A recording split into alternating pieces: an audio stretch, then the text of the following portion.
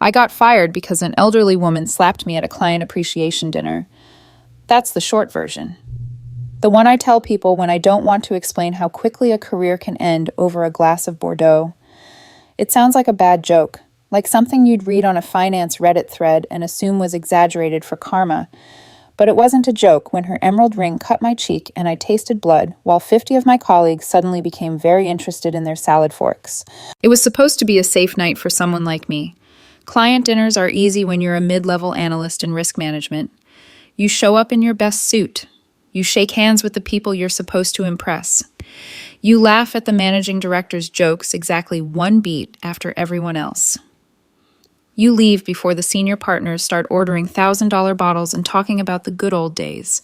You don't make waves. That was the plan. The venue was one of those private dining clubs our CEO loves, the kind with mahogany walls, oil paintings of men who've been dead for centuries, and a wine list that reads like a mortgage payment, candlelight that makes everyone look wealthier than they are, linen napkins embroidered with the club's crest, a prix-fixe menu with 6 courses and wine pairings that cost more than my monthly rent. They'd reserve the Wellington room. Long table, assigned seating, little calligraphed name cards next to each setting. I found my name somewhere in the middle section, not near the partners, not near the clients, middle of the hierarchy, exactly where I've spent the last 8 years. My boss, Jonathan, was working the room like it was his coronation. He's 42, perpetually polished, the kind of man who summers in the Hamptons and uses summer as a verb without irony. The type who remembers your wife's birthday but forgets which deal you closed last quarter. "Marcus, glad you could make it," he said when he passed me. Hand on my shoulder, firm squeeze. Eyes already scanning past me, to whoever was more important behind. Wouldn't miss it. I lied. I'd almost claimed a family emergency. These events drain me. Pretending to care about yacht racing and vineyard acquisitions feels like running a marathon in dress shoes.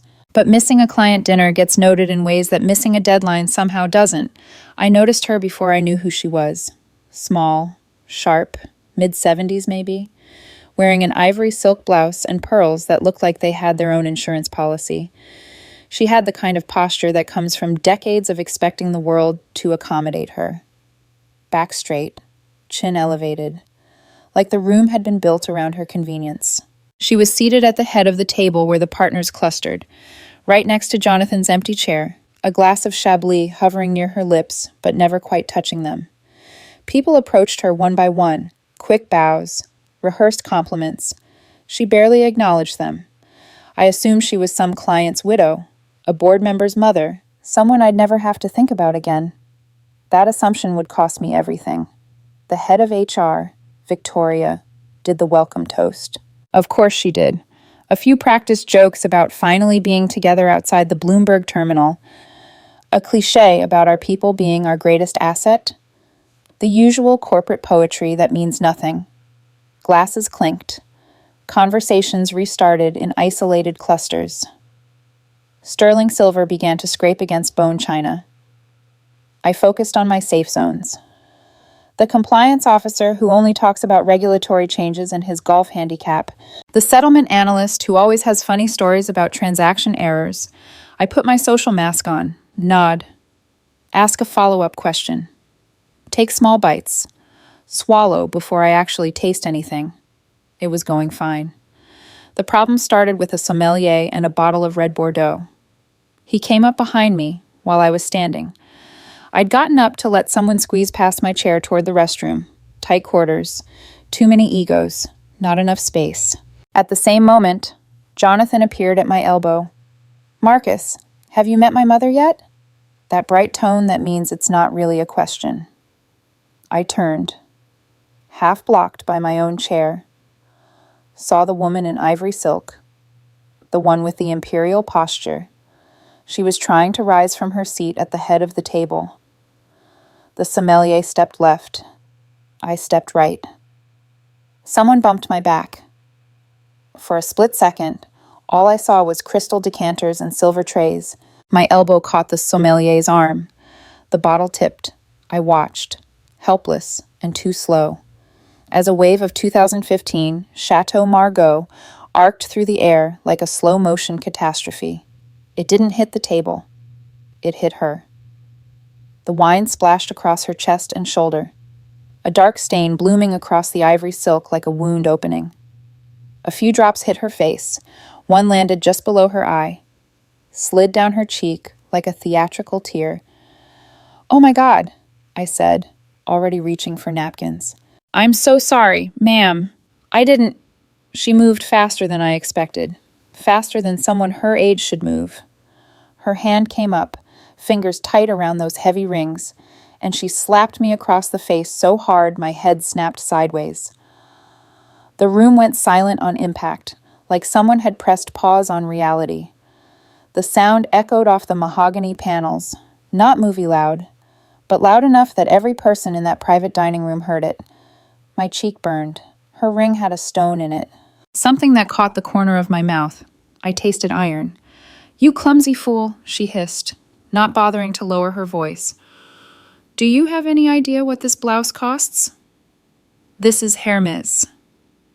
The sommelier froze, bottle still in his hand, eyes wide with horror that had nothing to do with his tip. I stood there, napkin in my fist, blood on my lip, and watched 50 professionals suddenly become very interested in their bread plates.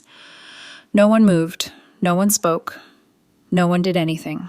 Jonathan finally stepped forward, but not toward me. "Mother, are you all right? Let me get you cleaned up." He guided her away from the table, shooting me a look over his shoulder. Not concern, not even anger.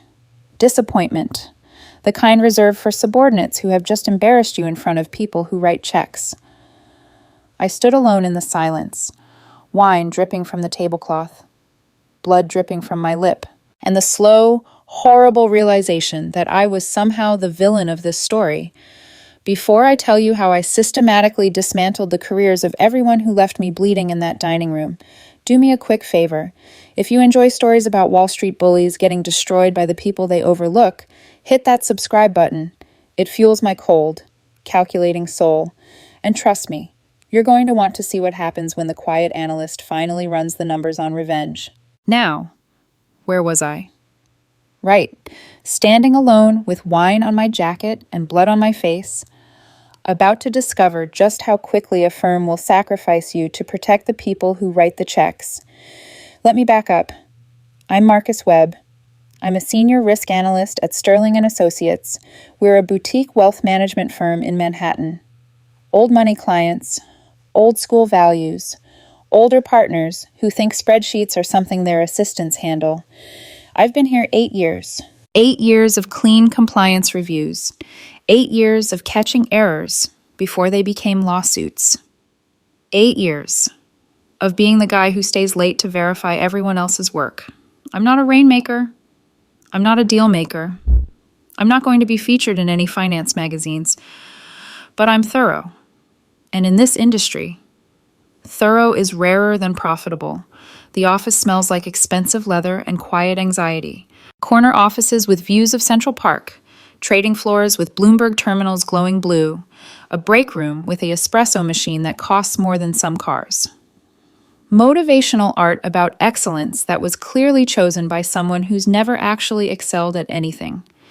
Jonathan became my manager 4 years ago. Before that, I reported to someone who actually understood risk modeling, someone who valued the people who kept the regulators happy. Then the restructuring happened, and suddenly I reported to Jonathan. Jonathan who came from client relations. Jonathan who spoke fluent wealth but couldn't read a variance report. Jonathan whose main qualification seemed to be that his family had been clients of the firm for 3 generations. He wasn't malicious, not exactly. Just the particular kind of entitled that rises in finance because connections are easier to evaluate than competence. He took credit for my analysis twice in my first month under him. I said nothing. He promoted his Princeton roommate to a senior position over people with actual qualifications. I said nothing. He forgot to submit my bonus recommendation on time, costing me $40,000. I said nothing, because that's what you do when you're the quiet one. You keep your head down. You do good work. You trust that eventually. Someone will notice. Nobody noticed. What I didn't know that night at dinner was that Jonathan's mother, Evelyn, wasn't just some random elderly guest.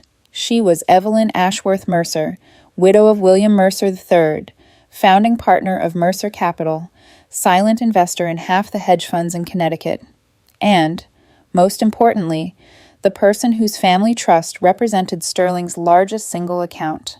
Her money was in the walls. Her opinion shaped partnership decisions. Her comfort was, apparently, more important than my dignity or my face. After the slap, things moved fast. The wrong kind of fast. Jonathan returned from cleaning up his mother, walked directly to Victoria, the HR director. They huddled in the corner, shooting glances at me while I dabbed at my split lip with a linen napkin. I should have left. Should have walked out the door and called an employment attorney. But I was in shock. The kind of shock that makes you stand there like an idiot, waiting for someone to tell you what happens next. Victoria approached me with that particular HR smile, the one that's all teeth and no warmth. Marcus, I think it would be best if you headed home for the evening. I was just standing there, the sommelier. I understand it was unfortunate, but Mrs. Mercer is very upset, and we need to manage the situation. Manage the situation. Not investigate what happened. Not check if I was okay. Manage the situation. I looked around the room. 50 faces, all carefully avoiding my eyes. The compliance officer I'd been talking to 5 minutes ago was suddenly fascinated by his wine glass. The settlement analyst had moved to the far end of the table. I was already being erased. Fine, I said quietly. I'll go. I took a cab home with dried blood on my collar and wine stains on my Italian wool jacket, sat in my apartment on the Upper East Side, stared at the wall, tried to process how a client dinner had turned into a crime scene with me as the perpetrator. My phone buzzed around midnight. Email from HR. Subject administrative leave, pending review. Marcus, due to the incident at this evening's client event, you are being placed on administrative leave effective immediately. Please do not come into the office or access firm systems until further notice. We will be in touch regarding next steps. Victoria Sterling, Chief People Officer, administrative leave. For getting slapped. For having wine spilled on someone by a sommelier, I didn't even touch that hard. I read the email 3 times, waited for the part where they asked for my side of the story. It never came. The next morning, my building access was revoked. I know because I tried to log into our risk management platform to check on a pending analysis and got an authentication error. They'd already locked me out. 3 days of silence. 3 days of staring at my phone, waiting for someone to call. 3 days of replaying the moment in my head, trying to figure out what I could have done differently. On day 4, the termination email arrived. Subject separation of employment Marcus. Following our review of the incident at the Wellington Club, we have determined that your conduct was inconsistent with Sterling & Associates' standards of client service excellence. Your employment is terminated, effective immediately. Please return all firm property within 48 hours. Final compensation and benefits information will be mailed to your address on file. Victoria Sterling, Chief People Officer, Review. What review? No one had asked me a single question. No one had interviewed witnesses. No one had checked the club's security footage. I wasn't reviewed. I was sacrificed. But here's the thing about being the quiet one in finance, the invisible one. The one who keeps his head down and checks everyone else's math. You learn things. You see things. You know where the bodies are buried because you're the one who audits the cemetery. And I knew something about the night of that dinner that Jonathan and his mother and Victoria definitely didn't want discovered. The Wellington Club had security cameras. Excellent ones. The kind that protect against lawsuits from wealthy members who claim their coats went missing. I knew because I'd reviewed their insurance documentation 2 years earlier when we were considering them as a venue for a client event. I'd walked through their security protocols, made recommendations, had a contact in their operations department who owed me a favor. 1 phone call. That's all it took. Marcus Longtime, what do you need? The Wellington room footage from Friday night, everything from 7 p.m. to midnight. That's not something I can just give out. I know. I also know that the incident report from last month's charity gala never made it to your insurance carrier. The one where the senator's wife fell down the stairs. The one I helped you manage quietly. Silence on the line. How do you want it delivered? Encrypted file. My personal email. Tonight. The footage arrived in my inbox. 4 hours later. Multiple angles. Crystal clear. I watched it 23 times. What actually happened? The sommelier approached from behind me. Someone at the table I could now see it was Jonathan's assistant. Clearly on her fourth glass of champagne stumbled into my back. My elbow made contact with the sommelier's arm. The bottle tipped. But here's the thing the footage showed that I couldn't see in the chaos. The sommelier overcorrected. Instead of pulling the bottle back, he pushed it forward. The wine didn't spill because of my elbow. It spilled because he panicked and basically launched it. And Evelyn Mercer. She was already standing, already moving toward me. Her hand was raised before the wine even hit her blouse. She didn't slap me because of the wine. She slapped me because I was in her path. Because I was a nobody who had the audacity to exist in her space. The wine was just an excuse. I watched the footage again, frame by frame, studying her face in the moments before impact. No surprise, no shock, just cold, practiced contempt. This wasn't a reaction, it was a decision. A decision that a 75-year-old woman from old money made in a split second because she absolutely knew that nothing would happen to her. And she was right, almost. But that wasn't even the most interesting thing on the footage. After I left, the camera caught something else. Jonathan and Victoria in their corner huddle, and a third person joining them. Evelyn Mercer herself, still in her stained silk, pointing at them, clearly giving instructions. Whatever was said, both Jonathan and Victoria nodded frantically. Within minutes, Victoria was on her phone.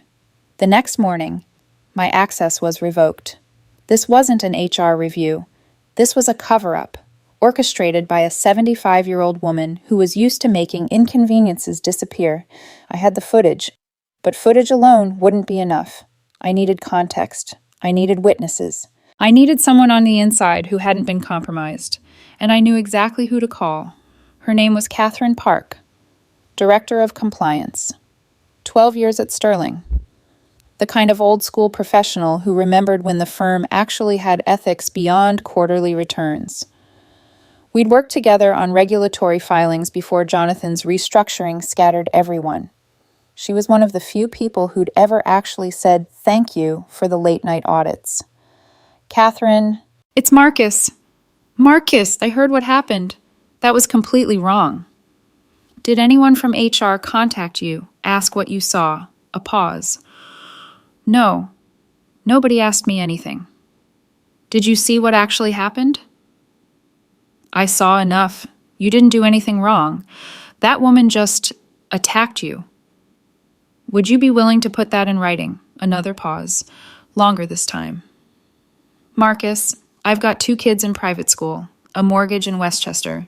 I can't afford to. I'm not asking you to go to war. I'm asking you to tell the truth, in writing, confidentially. I'll handle the rest. She was quiet for a long moment. Let me think about it. She called back the next morning. I'll do it. But I want you to know something else. I'm not the only one who saw what happened. Half the table saw that woman assault you. And half the table also saw HR decide to blame you without asking a single question. Anyone else willing to talk? I'll ask around. Quietly. Catherine was true to her word. Over the next 48 hours, I received 7 written statements. 7 witnesses who saw the same thing I saw. 7 employees who had never been contacted by HR's so-called review. Each statement told the same story. Different words. Same truth. The wine was clearly an accident. Mrs. Mercer's reaction was completely disproportionate and violent. Now, I saw her hand come up before anyone could have reacted. It was like she was waiting for an excuse to strike someone. HR never asked me what I witnessed. No one from management contacted me at all. Marcus Webb is one of the most professional people at this firm. He did nothing to deserve what happened. One statement stood out. From a managing director I'd never even spoken to personally. I've been at Sterling for 18 years. I've seen how this firm protects certain clients. What happened to Marcus Webb wasn't a review. It was a cover-up, and I'm tired of staying silent about things like this. I read that one several times. Wondered how many other careers were buried in this firm. How many other people had been sacrificed to protect the people who wrote the checks. Now I had evidence. Now I had witnesses. Now I needed leverage, and I knew exactly where to find it. Every firm has a board of directors, and every board has at least one member who actually cares about governance. At Sterling, that person was Richard Hammond. He'd joined the board 3 years ago.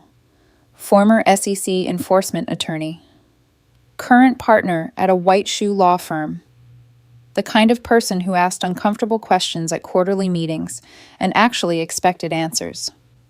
I'd never met him personally, but I knew he existed because Jonathan complained about him constantly.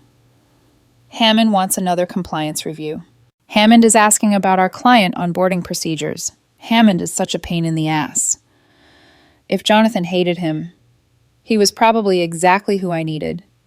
Getting to a board member when you're a terminated analyst isn't easy.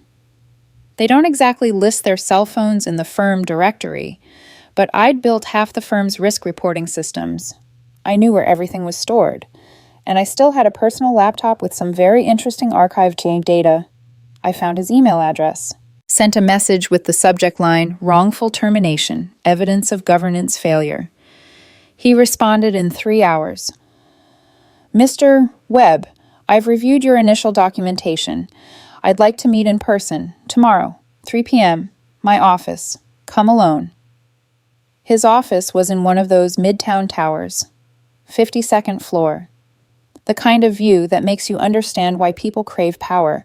He was taller than I expected, early 60s, silver hair, reading glasses on his nose.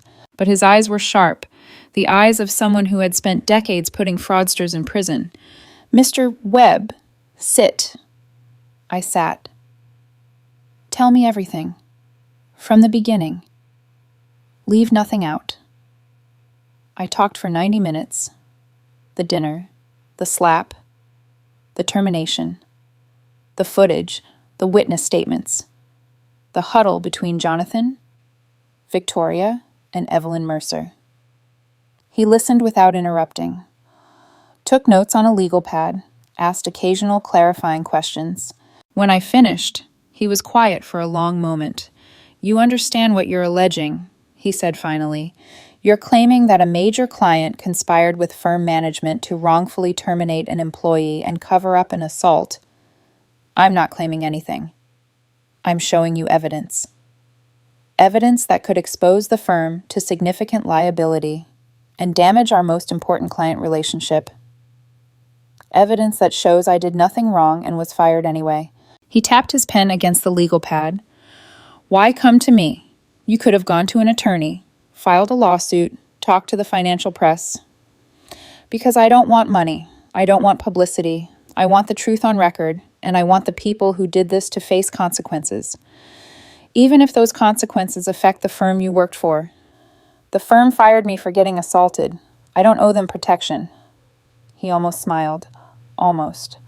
Mr. Webb, I'm going to need copies of everything you have. The footage, the statements, any documentation of your termination. I have it all on an encrypted drive. Good. He stood. I'm calling an emergency board meeting. You should expect to hear from us within 72 hours. What happens now? Now we find out who else knew what actually happened and who decided to bury it. The next 3 days were the longest of my life. I didn't hear from anyone. No calls from HR. No threatening letters from firm attorneys. Just silence. I spent the time organizing my documentation, backing up everything to multiple locations, writing out a detailed timeline of events. If this went wrong, if Hammond couldn't make anything happen, I wanted to be ready for a legal battle. On day 3, my phone rang. Unknown number. Mr. Webb. This is Margaret Chen, General Counsel for Sterling and Associates. The board has requested your presence at a meeting tomorrow at 10 a.m. Can you confirm your attendance? I'll be there. Please come alone. This is a confidential governance matter. I hung up, stared at the wall, wondered what I was walking into. The board meeting was held in a conference room I'd never seen before, partner floor. The part of the building where people like me don't usually go. The elevator required a special key card. The hallway was paneled in walnut, not painted drywall. The art on the walls was original, not prints. Long table, leather chairs, that particular corporate smell of old money and quiet power. A silver coffee service sat untouched in the center of the table. Bone china cups that probably predated the building. Everything designed to remind you that serious decisions happen here. Richard Hammond was there. So was the board chair. A silver-haired woman I recognized from the firm's annual report, and 2 other board members I didn't know. Jonathan was not there. Victoria was not there. Evelyn Mercer was definitely not there. That felt significant. Mr. Webb, thank you for coming. The board chair gestured to a seat at the end of the table. I'm Patricia Reynolds. I believe you've met Richard Hammond. I nodded. Let me be direct. Reynolds folded her hands on the table. The board has spent the last 72 hours conducting an internal investigation into the events surrounding your termination. What we've found is deeply concerning. Hammond slid a folder across the table to her. She opened it, started reading aloud. Security footage confirms that the wine spillage was primarily caused by server error, not employee action. 7 written witness statements corroborate that the physical assault was unprovoked and violent. HR records show no formal investigation was conducted prior to termination. Email records show coordination between senior management and an external party regarding the termination decision. She looked up at me. Mr. Webb, you were wrongfully terminated. The board acknowledges this unequivocally. I didn't say anything. Waited for the other shoe. Furthermore, Reynolds continued, our investigation has revealed significant governance failures. Decisions that should have required board approval were made unilaterally. Policies designed to protect employees were deliberately circumvented. And individuals in positions of trust prioritized client relationships over professional obligations and basic human decency. Hammond spoke for the first time. The Chief People Officer has been removed pending the completion of our audit. Several other staff members are being questioned. There will be restructuring. She didn't say fired, but the meaning was clear. There's more, Reynolds said. I waited. Jonathan Sterling Mercer has resigned, effective immediately. He was offered the opportunity to depart voluntarily in exchange for a confidentiality agreement regarding the circumstances of his departure. Jonathan was gone, the man who'd taken credit for my work, who'd overlooked me for 4 years, who'd let his mother assault me and then helped orchestrate my firing. Gone. I thought about all the times he'd promised to advocate for my promotion, all the times he'd said next cycle or when the timing aligns, all the times I'd believed him. 4 years of waiting, 4 years of hoping, 4 years of trusting that competence would eventually be recognized. It wasn't. What got recognized was documentation. What got recognized was the truth. What got recognized was refusing to disappear quietly. What about her? I asked quietly. Evelyn Mercer. Reynolds and Hammond exchanged a look. The Mercer Family Trust is no longer a client of Sterling and Associates, Reynolds said carefully. We have mutually agreed to terminate the relationship. Mrs. Mercer has been informed that she is not welcome at any firm events or properties. Not welcome. Old money code for we can't actually punish her. But we've made it clear she's no longer protected. It wasn't perfect justice, but it was something. Hammond leaned forward. The board finds it unacceptable that an employee was assaulted, blamed, and terminated without investigation. We believe you deserve not only reinstatement, but redress. What does that mean? I asked carefully. The board chair slid a folder across the table. Inside, a reinstatement letter, a formal written apology from the firm, a compensation adjustment, and an offer, a promotion. Director of Risk Management. The role one level above where Jonathan had kept me trapped for 4 years. I stared at it, then up at them. Why are you offering me this? The other board member, a man I didn't know, answered softly. Because you handled an impossible situation with more professionalism than everyone above you combined. Hammond's eyes held mine. Because you told the truth when no one else would. And because people like you are the ones firms lose when leadership stops paying attention. Silence settled over the table. But it wasn't heavy this time. It felt clean. I closed the folder. I need a moment to think. Take all the time you need, Reynolds said. I stepped out into the hallway, stood near the window, looked out at Central Park, the same park I'd walked through a week ago, feeling small and disposable. Now it looked different. Or maybe I did. After a minute, the door opened behind me. Hammond. He didn't speak at first, just stood beside me, looking out the same window. Finally he said, "You don't owe them loyalty. Not after how you were treated." I know, but you also don't owe them bitterness. You get to choose what kind of man you become after something like this. I turned to him. Why did you help me, really? He gave me the smallest smile. Because I spent 20 years at the SEC watching people get away with things because no one was willing to speak up. People like you are rare. People who keep records, who tell the truth, who don't just accept injustice because it's easier. He straightened his jacket. What you do next is your choice. Promotion, transfer, or you walk away with a clean record and a strong reference. Your call. Something in my chest settled, like a weight finally clicking into place. Thank you, I said quietly. He nodded once. Don't thank me. Thank yourself. You told the truth. I just made sure people had to listen. He walked back inside. I stayed another minute, watching taxis move through the streets below, lives continuing, everything painfully normal. But something in me had stopped shaking. When I returned to the conference room, I sat down, opened the folder, and signed where they'd marked. Not out of gratitude, out of clarity. The pen felt heavier than it should have. One signature, 3 pages, a new chapter.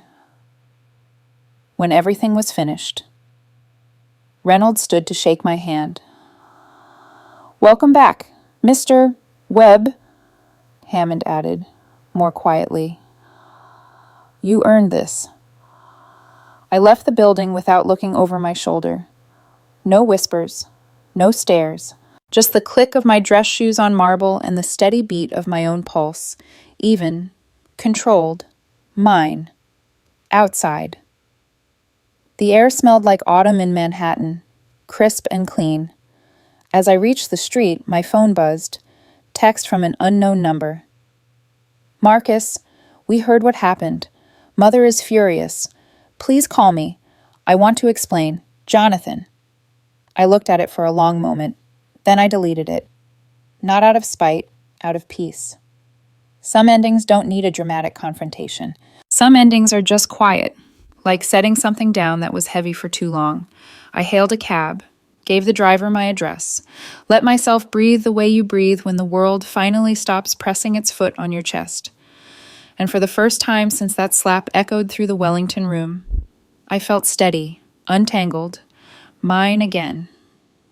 8 months later, I'm in my new office, the one with a door, the one with a window overlooking Park Avenue, the one with my name on a brass placard outside. Director of Risk Management, the role they'd been dangling in front of me for years. The role Jonathan had used as a carrot to keep me working weekends and staying silent. The role I finally got not because I played politics, but because I documented the truth. The first thing I did was review the team structure. Found 4 other analysts who'd been stuck in the same limbo I'd been in. Good people doing invisible work. I promoted 3 of them within my first quarter. Not revenge, just recognition. Catherine Park is on my leadership team now. So is the compliance officer with the golf stories. The settlement analyst who caught the transaction errors. We've built something good. A department where people actually communicate, where credit goes to the people who do the work. Not revolutionary, just decent. Victoria Sterling found a position at another firm. I heard through the network that she lasted 6 months before similar patterns emerged. Some people don't learn. Jonathan is consulting now. His LinkedIn says strategic advisor to family offices, which is old money code for unemployed but too proud to admit it. His mother, Evelyn Mercer, is still wealthy, still attending charity galas, still probably slapping people who inconvenience her. Money protects. It always has. I made peace with that. What I couldn't have predicted was the ripple effect. After Hammond's investigation became known internally, other stories started surfacing, other employees who'd been quietly pushed out, other incidents that HR had buried. The board commissioned a full culture audit. New policies, new training, new accountability structures. Not because they suddenly developed consciences, because they realized that ignoring problems doesn't make them disappear. It just makes them expensive. Expensive in lawsuits, expensive in turnover, expensive in talent that walks out the door and never comes back. The firm learned a lesson that month, not about morality, about math. Good employees who get treated badly become expensive employees when they fight back. And cover-ups always cost more than honesty.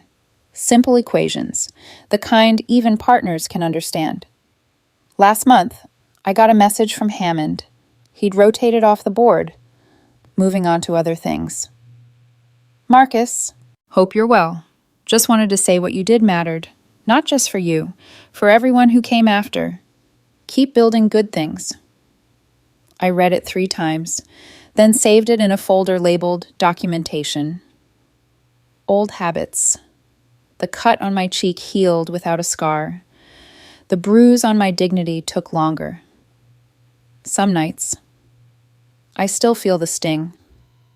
Still hear the silence that followed. Still see 50 faces suddenly fascinated by their salad forks. But I also remember something else. I remember Catherine picking up her phone when I called. I remember 7 people putting their names on statements.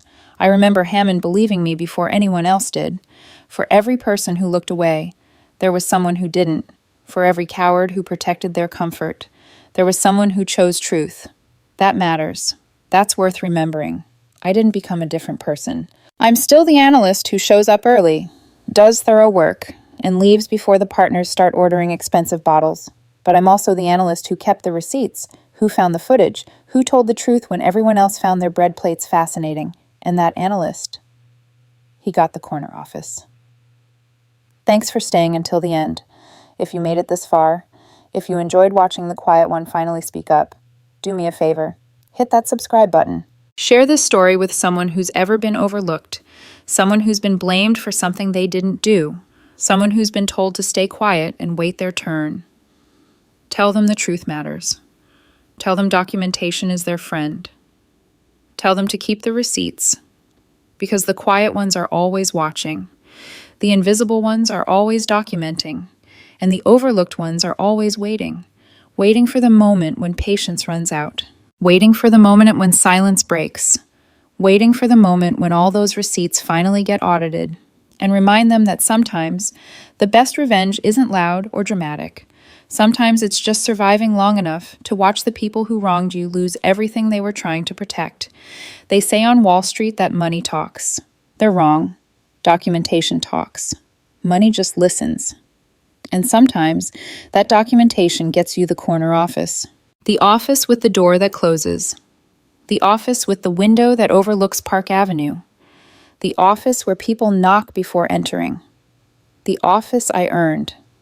Not by playing politics, not by being loud, not by being the most charming person in the room, by being the most prepared. See you in the next one.